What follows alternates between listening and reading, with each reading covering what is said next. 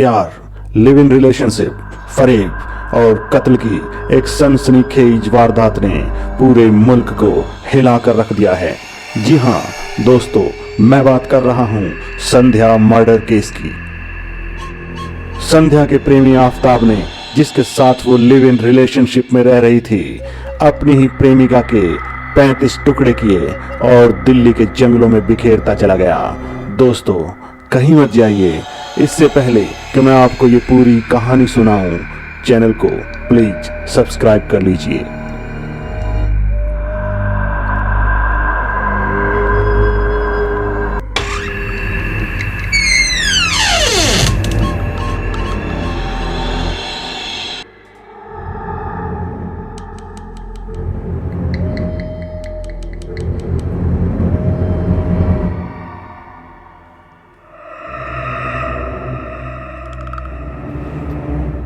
दोस्तों, इस सनसनीखेज कत्ल की कहानी की परतें अब धीरे धीरे खुलने लगी हैं। श्रद्धा और आफताब के रिश्तों की शुरुआत एक डेटिंग ऐप से हुई थी। वो साल था 2018। डेटिंग ऐप से दोनों की मुलाकात हुई। 2019 से दोनों लिव इन रिलेशनशिप में रहने लगे थे। अब इस हत्याकांड को लेकर पुलिस के सामने सनसनीखेज खुलासे हो रहे हैं। संध्या का हत्यारा आफताब बताता है कि उसने खून साफ करने का तरीका जानने के लिए गूगल पर सर्च किया था। ये भी पता लगाया था कि इंसान के शरीर को आसानी से कैसे कई टुकड़ों में काटा जा सकता है, कैसे हाथ और पैर के जॉइंट को आसानी से अलग किया जाता है। ये सारी जानकारी तब मिली जब दिल्ली पुलिस ने आफताब के मोबाइल की डिटेल खंगाली। इंटरनेट की सर्च हिस्ट्री से सारी की सारी जानकारी मिल गई।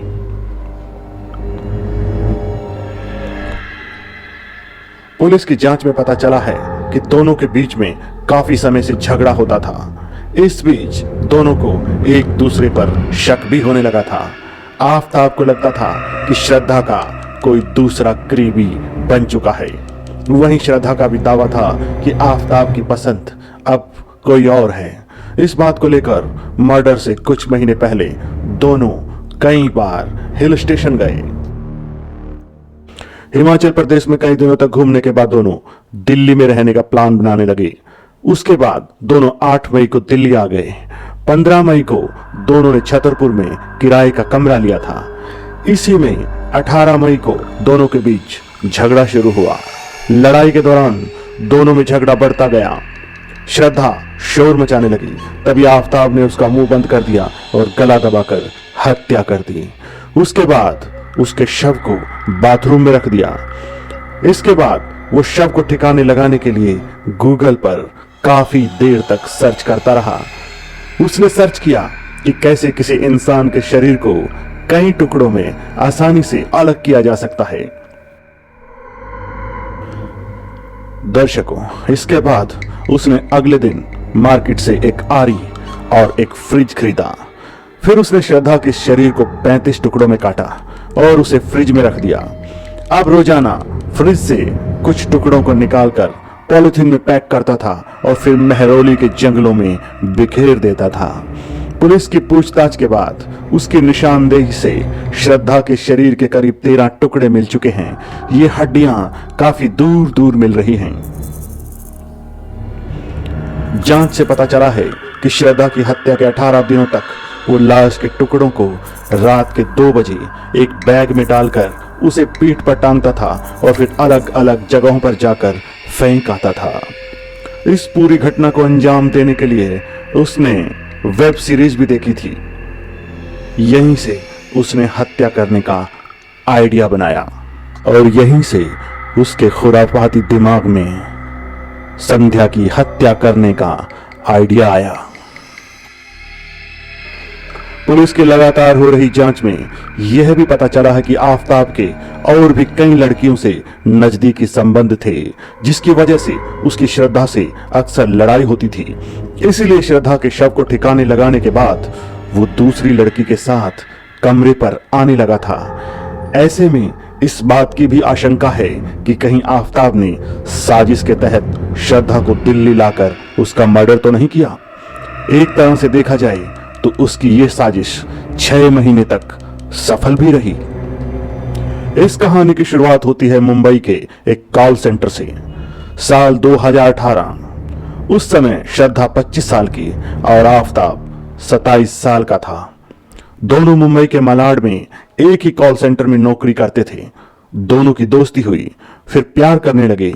श्रद्धा के माता पिता दोनों साल 2016 से ही अलग रह रहे थे। मां के साथ श्रद्धा और उसका भाई रहता था, पिता अलग रहता था। श्रद्धा से आफताब ने इमोशनली दोस्ती की और उसको बहला फुसलाकर अपने प्यार में फंसाया और फिर उसको लिव इन रिलेशनशिप में रहने के लिए मना लिया। साल 2019 से दोनों लिव इन में रहने लगे। इसके लिए मलाड में ही किराए का एक कमरा ले लिया। श्रद्धा की मां ने यह सब देखकर जब विरोध किया तो सुनिए श्रद्धा ने क्या कहा। मैं 25 साल की हो गई हूं और मुझे मेरे फैसले लेने का पूरा अधिकार है। मुझे आफताब अमीन पूनावाला के साथ रिलेशनशिप में रहने का पूरा अधिकार है। बस तुम इतना समझ लो कि आज से मैं आपकी बेटी नहीं। दर्शकों, आप समझ सकते हैं कि उस मां के दिल पर क्या गुजरी होगी जब एक बेटी एक दरिंदे के बहकावे में आकर अपनी मां के ही खिलाफ बगावत कर दे। लेकिन श्रद्धा को नहीं पता था कि मौत उसके सर पर नाच रही है। ये बात कहकर ही श्रद्धा अपने घर से सामान लेकर जाने लगी। माता पिता दोनों ने उसे काफी समझाया लेकिन वो नहीं मानी। दोनों एक साथ लिव इन में रहने लगे।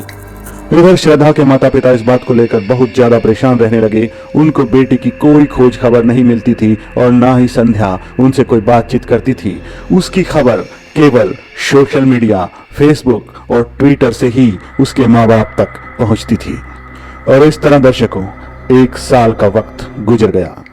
श्रद्धा की मां सुमन बहुत ज्यादा परेशान रहती थी और आखिरकार 23 जनवरी 2020 को सुमन की मां की इस सदमे के कारण मौत हो गई। सुमन की मौत पर 4 साल पहले से अलग रहने वाले उनके पति और 1 साल से लिव इन में रहने वाली बेटी श्रद्धा भी आखिरी बार वहां पहुंचे थे, पर बात नहीं हुई। फिर सुमन की मौत के करीब 15 दिनों बाद बेटी से पिता की फोन पर बात हुई। तब उसने बताया था कि आफताब उसे बुरी तरह मारता है। इसका विरोध करने पर आफताब ने माफी भी मांगी थी, जिसके बाद श्रद्धा फिर उस खूंखार हत्यारे के साथ रहने के लिए चली गई।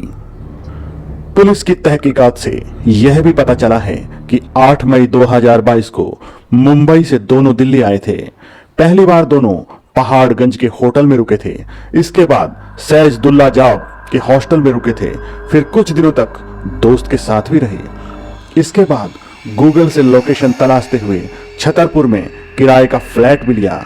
यहां आने के 10 दिनों बाद ही आफताब ने श्रद्धा की गला घोंटकर हत्या कर दी और इसके बाद श्रद्धा की लाश को कमरे में 24 घंटे तक लिए बैठा रहा। अब वो लाश को ठिकाने लगाना चाहता था, लेकिन लाश को बाहर कैसे ले जाए? दिल्ली में आफताब के पास कोई कार भी नहीं थी। अकेले लाश को ठिकाने कैसे लगाता? इसलिए सोचा अब उसे कई टुकड़ों में काटकर ठिकाने लगाया जा सकता है। अब ऐसा करने के लिए उसने पुराने फूड ब्लॉगर वाला तरीका चुना। मार्केट में जाकर पहले आरी खरीदी, फिर 300 लीटर वाला एक फ्रिज खरीदा, साथ में रूम फ्रेशनर भी ले आया। ये सब कुछ काम करने के बाद उसने बाथरूम में रखी श्रद्धा की लाश को दर्जनों टुकड़ों में काटा। फिर उसे प्लास्टिक के बैग में पैक करके फ्रिज में रख दिया। रूम फ्रेशनर को बार बार कमरे में डालता था ताकि कमरे से बदबू ना आए। इस तरह उसने 18 दिनों तक यानी 5 जून तक श्रद्धा के 35 टुकड़ों की लाश को ठिकाने लगाना शुरू कर दिया। यहां से वो बैग में डालकर उसके शव के टुकड़ों को रोजाना रात में मेहरौली के जंगलों में बिखेरने लगा। इस खूंखार हत्यारे का दिमाग देखिए दोस्तों। जब तक उसने फ्रिज में लाश रखी, उसी दौरान ये जोमेटो से ऑनलाइन खाना मंगाकर उसे फ्रिज में रखता था। उसी में से निकालकर खाना भी खाता था और श्रद्धा की लाश के टुकड़े भी रखता था। इसी बीच पिछले कई महीनों से पिता की बेटी से कोई बात नहीं हो रही थी। उसका फोटो भी सोशल मीडिया पर अपडेट नहीं हो रहा था, न व्हाट्सएप पर और न ही फेसबुक पर। इन अपडेट से एक पिता अपनी बेटी की खोज खबर लेते रहते थे, लेकिन ऐसा नहीं होने से अपने बेटे से फोन पर पूछा। बेटे ने श्रद्धा के एक कॉमन फ्रेंड का नंबर दिया, उस पर बात हुई। उसने भी बताया कि पिछले 2 महीने से फोन पर बात नहीं हुई है। तब शक और बढ़ गया। यह शक हुआ कि कहीं ना कहीं और कुछ ना कुछ मेरी बेटी के साथ गलत हुआ है। इसके बाद पहले मुंबई में गुमशुदगी की शिकायत की, फिर 8 नवंबर को दिल्ली में आकर कंप्लेंट दी, जिसके बाद सर्विलांस की मदद से पुलिस ने केस का खुलासा किया। क्योंकि 19 मई से ही श्रद्धा का फोन बंद था। पिता का दावा है कि श्रद्धा बार बार आफताब से शादी करने के लिए कह रही थी, लेकिन वो सिर्फ उसका फायदा उठाना चाहता था, इसलिए उसने मर्डर का प्लान किया। इसके बाद उसी कमरे में रहा, कॉल सेंटर में नौकरी भी करता रहा और अलग अलग लड़कियों के साथ इश्कबाजी भी, लेकिन कभी भी किसी को भी इस खूंखार हत्यारे पर शक नहीं हुआ। आफताब अमीन पूनावाला मुंबई का रहने वाला है। वो एक बढ़िया शेफ है। उसने मुंबई के एक नामी कॉलेज LS रहेजा से बैचलर इन मैनेजमेंट स्टडी किया है। उसे फूड ब्लॉगिंग का भी शौक है। उसने खुद का फूड ब्लॉगर वेबसाइट बनाया हुआ है जिसका नाम है हंगरी छोकरे। इसके सोशल मीडिया प्रोफाइल देखने से भी कई चौंकाने वाली बातें सामने आई है। आफताब के सोशल मीडिया प्रोफाइल से पता चलता है कि Aftab community acid victim women rights का सोशल मीडिया का समर्थन करता था। दीपावली पर पटाखों की जगह अपने अंदर के रावण को जलाने की भी बात करता था। आफताब ने 28 जनवरी 2015 को अपनी फेसबुक की डीपी में LGBTQ कम्युनिटी को सपोर्ट करने वाला फोटो भी लगाया हुआ था। वहीं 29 अक्टूबर 2015 को दीपावली पर पटाखों की जगह अपने अंदर के अहंकार को जलाने की एक पोस्ट भी लिखी थी। दर्शकों, अभी इस हत्याकांड में और भी बहुत सारे खुलासे होने बाकी हैं। प्यारे दर्शकों, इस कहानी को सुनाने का मकसद आप लोगों को डराना नहीं है, बल्कि सावधान करना है उन खूंखार दरिंदों से जो हमारे चारों तरफ घूम रहे हैं। इसलिए अपना और अपनों का ख्याल रखिएगा। जय हिंद, जय भारत।